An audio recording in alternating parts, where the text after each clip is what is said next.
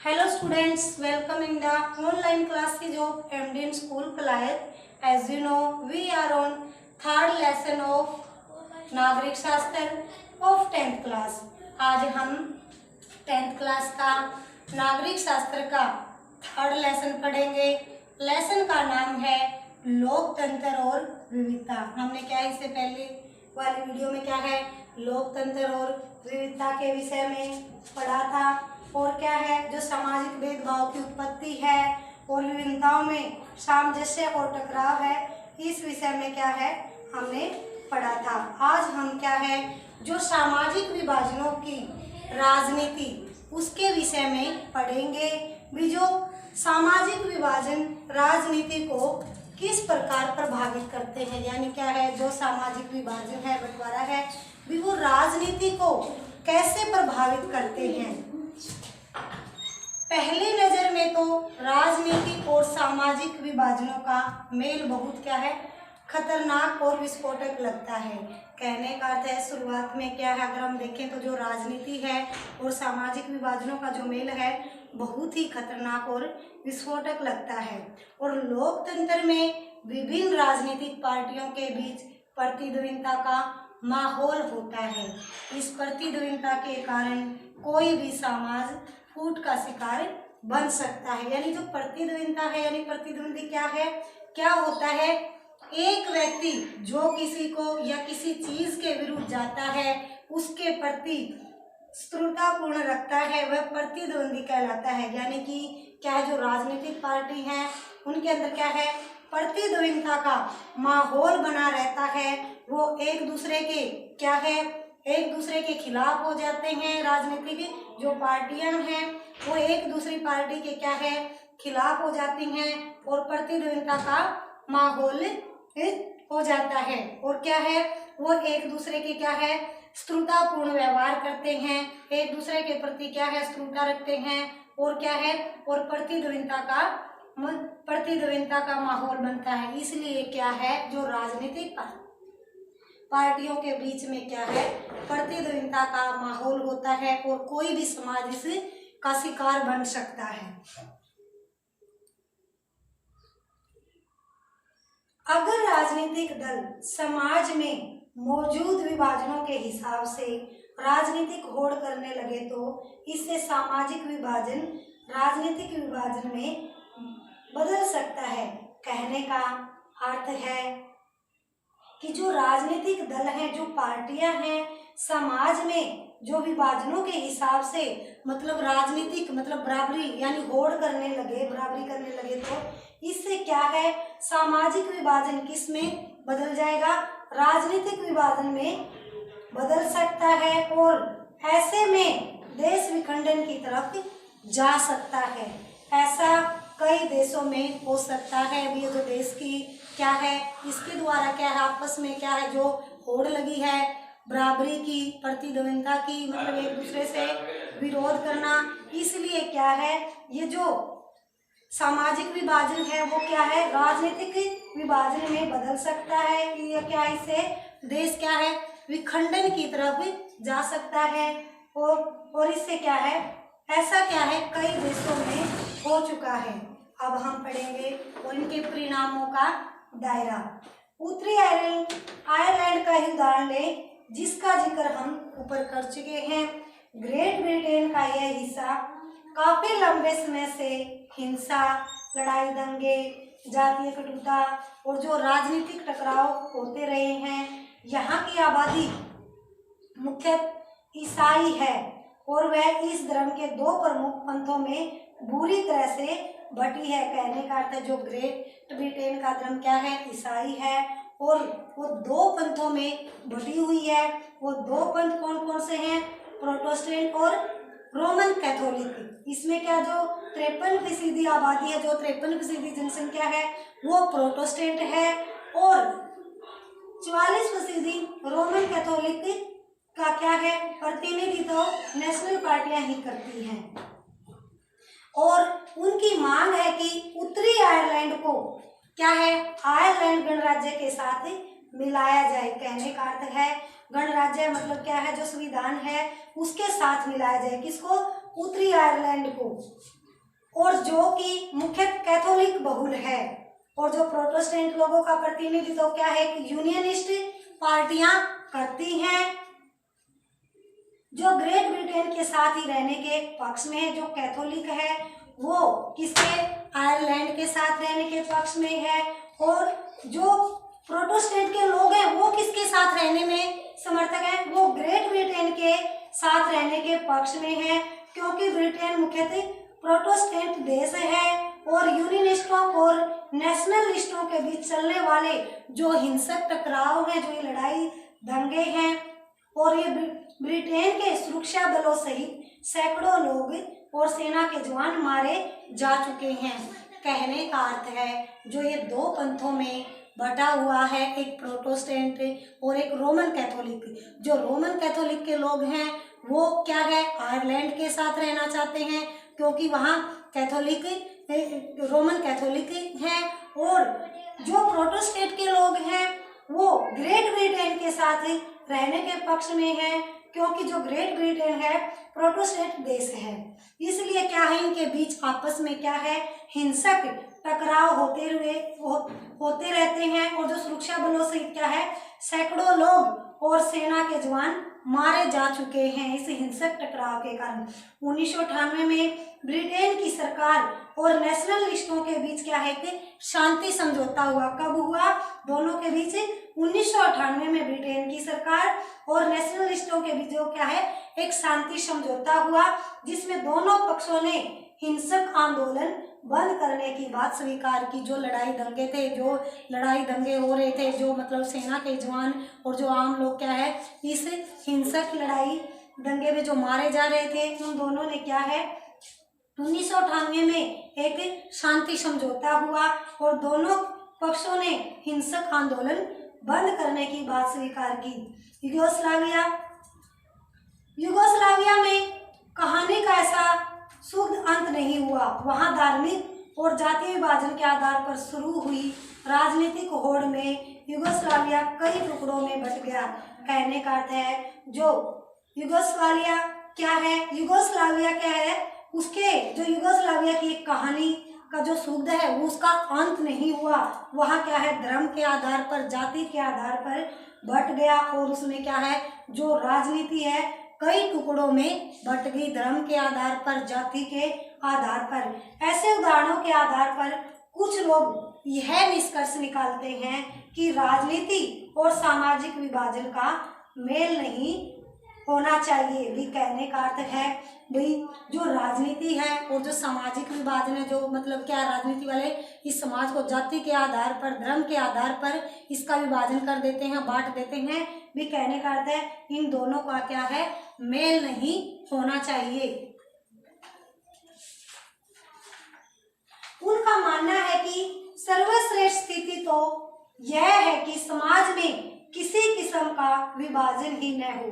भी कहने का अर्थ है भी जो ये विभाजन करते हैं, मतलब राजनीतिक में जो पार्टियां हैं, मतलब क्या है वो जैसे धर्म के आधार पर, जाति के आधार पर, समुदाय के आधार पर ऐसे क्या विभाजन कर देते हैं।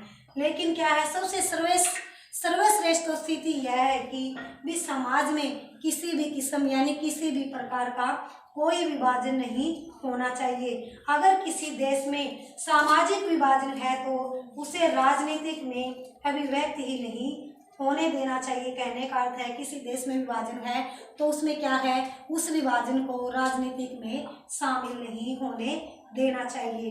पर इसके साथ यह भी सच्चाई है कि राजनीति में सामाजिक विभाजन की हर अभिव्यक्ति फूट पैदा नहीं करती। कहने का अर्थ है कि भी जो राजनीतिक में सामाजिक विभाजन होता है उसमें क्या है, वे फूट पैदा नहीं करती। हमने पहले भी देखा है कि दुनिया के अधिकतर देशों में किसी न किसी किस्म का सामाजिक विभाजन है। भी कहने का अर्थ है कि दुनिया के मतलब ज़्यादातर देशों में क्या है, किसी न किसी रूप में क्या है, विभाजन है, सामाजिक विभाजन है। ऐसे विभाजन राजनीतिक शकल भी अख्तियार करते हैं। लोकतंत्र में राजनीतिक दलों के लिए सामाजिक विभाजनों की बात करना तथा विभिन्न समूह से अलग अलग वायदे करना बड़ी स्वाभाविक बात है। भी कहने का अर्थ है जो लोकतंत्र के अंदर क्या है, जो राजनीतिक पार्टियां हैं, जो राजनीतिक दल हैं, पार्टियां हैं, और उनके लिए जो सामाजिक विभाजन की मतलब सामाजिक विभाजन यानी बंटवारे की बात करना और विभिन्न समूह का अपना अलग अलग वायदे करना एक स्वाभाविक बात है। भी जैसे सामाजिक को जाति के आधार पर, धर्म के आधार पर बांट दिया। भी बोले कि भी राजनीतिक पार्टियों में भी ये सोचे भी उसी की जाति का है, धर्म का है, भी अपनी जाति के लिए मतलब क्या है, ये उनके लिए ये काम करेगा, सभी शुल्क सुविधाएं देगा, अपने धर्म के आधार पर क्या है सबको ये शुल्क सुविधाएं देगा। और सभी क्या है जो राजनीतिक पार्टियां हैं अपने अलग अलग प्रकार से वायदे करना इनकी बड़ी आसान स्वाभाविक बात है। विभिन्न समुदायों को उचित प्रतिनिधित्व देने का प्रयास करना और विभिन्न समुदायों के बीच उचित मांगों को, जरूरतों को पूरा करने वाली नीतियां बनाना भी इसी कड़ी का एक हिस्सा है। कहने का अर्थ है जो विभिन्न समुदायों के जो उचित प्रतिनिधित्व हैं, जो नेता हैं, जो प्रतिनिधित्व जो समुदाय ने जो चुने हैं, उनकी उचित मांगे हैं उनको पूरा करना, उनकी जो जरूरतों को पूरा करने वाली नीतियां बनाना, क्या यह भी एक राजनीति का हिस्सा है। अधिकतर देशों में मतदान के स्वरूप और सामाजिक विभाजनों के बीच एक प्रत्यक्ष संबंध दिखाई देता है। कहने का अर्थ है अधिकतर देशों में क्या जो मतदान, जो वोट के स्वरूप को सामाजिक विभाजन यानी जो बटे हुए हैं, मान लो ऐसे देख लो, ऐसा क्षेत्र देख ले, मैंने जिस क्षेत्र में जिस जाति के ज़्यादा सदस्य हैं और जिस जाति के ज़्यादा धर्म के लोग हैं, और राजनीतिक पार्टियां क्या करती हैं ये चुनाव के टाइम पर क्या है वोट प्राप्त करने के लिए क्या है उस क्षेत्र में जिस भी कास्ट के या धर्म के या किसी भी समुदाय के मतलब ज़्यादा लोग हैं उसी प्रतिनिधि को वहाँ से टिकट देते हैं, उसी प्रतिनिधि को वहाँ से चुनाव को लड़ने के लिए टिकट देते हैं, ताकि क्या है वो जाति के प्रति और जो जिस धर्म का जो प्रतिनिधित्व है मतलब जाति का है वो उसकी तरफ आकर्षित होके क्या है भाई वोट दे, ये सोचे भी ये हमारी जाति का है और ये हमारे धर्म का है, ये भी हमारे लिए क्या है कार्य करेगा। और इसलिए क्या है ये राजनीति की क्या है सामाजिक विभाजन करती है और सामाजिक विभाजन के द्वारा ही ये क्या है सत्ता प्राप्त करने के लिए ऐसे आंकड़े अपनाती है। इसके तहत एक समुदाय के लोग आमतौर पर किसी एक दल को दूसरों के मुकाबले ज़्यादा पसंद करते हैं। कहने का अर्थ है भी जो समुदाय के लोग हैं वो आमतौर पर किसी एक दल से क्या है दूसरे दल को ज़्यादा पसंद करते हैं और उसी को ही वोट देते हैं। कहने का वही है जो मैंने अभी बताया। तो क्या है जो ये पॉलिटिशियन है, राजनीति है, उसके अंदर जो प्रतिनिधि हैं, जो पार्टी के जो प्रतिनिधि चुनते हैं वो क्या करते हैं मतलब ये उस टाइम पर तो बड़े बड़े भाषण, बड़े बड़े संबोधन करते हैं भाई हम ये करेंगे, जो हम इसका मतलब कास्ट को लेकर, धर्म को लेकर भी ऐसे ये अपनाते हैं। और उसकी तरफ क्या है जो समुदाय है एक दल से क्या है दूसरे दल को ज़्यादा पसंद करते हैं, उसको ज़्यादा वोट देते हैं। कई देशों में ऐसी पार्टियां हैं जो सिर्फ एक ही समुदाय पर ध्यान देती है और उसी के हित में राजनीति करती है, पर इस सभी के परिणति देश के विखंडन में नहीं होती। अब हमने ये क्या था जो इसके परिणाम थे वो परिणाम का दायरा उसके विषय में बताया। अब हम क्या है 3 आयाम पढ़ेंगे। इसके 3 आयाम कौन कौन से हैं।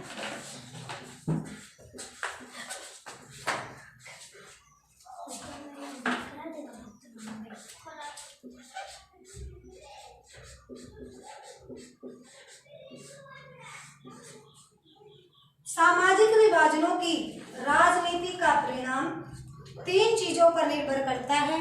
कौन कौन सी हैं वो 3 चीजें। पहली चीज है लोगों में अपनी पहचान के प्रति आग्रह की भावना।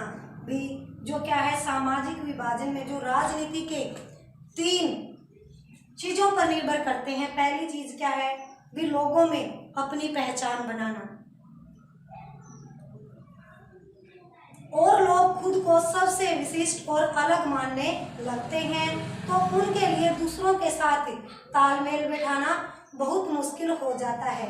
कहने का अर्थ है भी पहली चीज में जो लोग अपनी पहचान के प्रति आग्रह की भावना, और अगर लोग खुद को भी क्या है, अगर खुद को अपने आप को सबसे अलग और विशिष्ट मतलब दूसरों से अलग समझने लग जाते हैं, तो उनका क्या है, वो दूसरों के साथ तालमेल बैठाना बहुत मुश्किल हो जाता है। जब तक उत्तरी आयरलैंड के लोग खुद को सिर्फ प्रोटेस्टेंट या कैथोलिक तौर पर देखते रहेंगे, तब तक उनका शांत हो पाना संभव नहीं है। कहने का अर्थ है मतलब वही है भाई तालमेल बिठाना जरूरी है। अगर हम अपने आप को सबसे अलग और विशिष्ट या महत्वपूर्ण समझने लगे, तो वो दूसरों के साथ तालमेल नहीं बिठा सकता। ऐसा ही क्या है, जो प्रोटेस्टेंट और कैथोलिक धर्म के लोग थे, उनके साथ ऐसा ही हो रहा था और उनका शांत हो पाना संभव नहीं है। अगर लोग अपनी बहुस्तरीय पहचान के प्रतिष्ठित हैं और उन्हें राष्ट्रीय पहचान का हिस्सा या सहयोगी मानते हैं, तब कोई समस्या नहीं होती। जैसे बेल्जियम के अधिकतर लोग खुद को बेल्जियाई ही मानते हैं, भले ही वे डच या जर्मन बोलते हैं। कहने का अर्थ है मतलब भी किसी भी देश के अंदर मतलब जैसे भी धर्म के आधार पर, भाषा के आधार पर, क्षेत्र के आधार पर बटे हुए हैं, अगर वो अपने देश का हिस्सा ही माने, तो उसमें क्या है, शांति बनी रहती है। उदाहरण के तौर पर ले लो, बेल्जियम के अधिकतर लोग क्या है, उसको क्या है, बेल्जियाई ही मानते हैं, चाहे वो डच हो या जर्मन बोलते हो। तो दो क्या है, वो किसके मानते हैं, वो बेल्जियम के ही मानते हैं अपने आप को। और क्या था, और इनके साथ क्या हो रहा था, जो प्रोटेस्टेंट और कैथोलिक है, ये क्या है, अपने आप को अलग मानते थे। भाई जो कैथोलिक है वो आयरलैंड में मिलना चाहता था, और जो प्रोटेस्टेंट है वो किस में मिलना चाहता था, वो ग्रेट ब्रिटेन के साथ रहना चाहता था। इसलिए इनमें क्या है, अशांति और हिंसक बनी हुई थी। इस नजरिए से उन्हें साथ साथ रहने में मदद मिलती है। हमारे देश में भी ज्यादातर लोग अपनी पहचान को लेकर ऐसा ही नजरिया रखते हैं, मतलब खुद की पहचान बनाना। जैसे कि जो हमारा भारत देश है, हमारा भारत देश एक धर्मनिरपेक्ष देश है, इसमें सभी धर्म के, सभी जाति के लोग रहते हैं। फिर क्या है, इसमें आपस में अच्छे से तालमेल बना रहता है, और क्या है, वे अपने आप को भारत देश के ही नागरिक समझते हैं, भारत देश के ही नागरिक हैं। इसलिए उनमें क्या है, तालमेल बना रहता है, और वे खुद को पहले भारतीय मानते हैं, फिर किसी प्रदेश, क्षेत्र, भाषा समूह या धार्मिक और सामाजिक समुदाय का सदस्य हैं। अगर वे खुद को क्या है, पहले हम किसी भी धर्म, भाषा या जाति, किसी भी क्षेत्र से हैं, हम सबसे पहले क्या है, अपने आप को भारतीय मानते हैं। फिर चाहे वो किसी भी सामाजिक या समूह का सदस्य है, या किसी भाषा या क्षेत्र, समूह या धार्मिक का सदस्य, हम सबसे पहले क्या है, हम सबसे पहले भारतीय हैं। दूसरी महत्वपूर्ण चीज है कि किसी समुदाय की मांगों को राजनीतिक दल कैसे उठा रहे हैं। मतलब कि जो किसी समुदाय की मांग है, तो उसको जो राजनीतिक दल है, जो पार्टियां हैं, उस मुद्दे को कैसे उठा रहे हैं। संविधान के दायरे में आने वाली और दूसरे समुदाय को नुकसान न पहुंचाने वाली मांगों को मान लेना आसान है। कहने का अर्थ है, जो संविधान के अंदर जो नियम कानून बनाए गए हैं, उसके अनुसार उन मांगों को मानना, और दूसरे समुदाय को कोई नुकसान न हो, तो उन मांगों को मान लेना क्या है, आसान होता है। श्रीलंका केवल सहेलियों के लिए की मांग तमिल समुदाय की पहचान और हितों की खिलाफ थी। कहने का अर्थ है, जो हमने पहले पढ़ा था सेकंड लेसन में, तो उसमें क्या था, जो श्रीलंका में जो सहेलियां थे, जो उनकी क्या मांग थी, भाई उन्होंने श्रीलंका में सहेलियों की मांग के लिए जो तमिल समुदाय था उसके खिलाफ जाकर उनके हितों के खिलाफ की थी। मतलब जो समुदाय की पहचान उनके हितों के खिलाफ की थी, किसके, तमिल समुदाय की पहचान किसके, उनके हितों के खिलाफ की गई थी। श्रीलंका में केवल किसके लिए, सहेलियों के लिए, किसके खिलाफ, तमिल समुदाय की पहचान। और युगोस्लाविया में भी विभिन्न समुदायों के नेताओं ने अपने जातीय समूह की तरफ से ऐसी मांगे रख दी कि जिन्हें एक देश की सीमा के भीतर पूरा करना असंभव था। इसलिए क्या है, जो ऐसी मांगे मतलब क्या है, जो देश में जो संविधान के दायरे में रहते उन मांगों को तो आसानी से पूरा किया जा सकता है ताकि दूसरे समुदाय को कोई नुकसान न हो। तीसरी चीज है सरकार का रुख। सरकार इन मांगों पर क्या प्रतिक्रिया व्यक्त करती है, यह भी महत्वपूर्ण है। जैसा कि हमने बेल्जियम और श्रीलंका के उदाहरण में देखा है, अगर शासन सत्ता में साझेदारी करने को तैयार हो और अल्पसंख्यक यानी थोड़ी संख्या में समुदाय के उचित मांगों को पूरा करने का प्रयास ईमानदारी से किया जाए तो सामाजिक विभाजन मुल्क के लिए खतरा नहीं बनते। अगर कहने का अर्थ है भी बहुसंख्यक है, वो अल्पसंख्यकों को भी साथ लेकर चले, भी उनको दबाए न, भी उनको भी बराबर का अधिकार दे और ईमानदारी से ये उनकी मांगों को पूरा करें, और तभी क्या है, सामाजिक विभाजन मुल्क के लिए खतरा नहीं बनते। अगर शासन राष्ट्रीय एकता के नाम पर किसी ऐसी मांगों को दबाना शुरू कर देता है तो अक्सर उल्टे और नुकसानदेह परिणाम ही निकलते हैं। ताकत के दम पर एकता बनाए रखने की कोशिश अक्सर विभाजन की ओर ले जाती है। आज हम यहीं तक पढ़ेंगे। जो मैंने टॉपिक आपको पढ़ाया है उस टॉपिक को आप अच्छे से लर्न करोगे और कॉपी पर राइट करोगे। Thank you students, have a nice day. घर पर रहें, सुरक्षित रहें।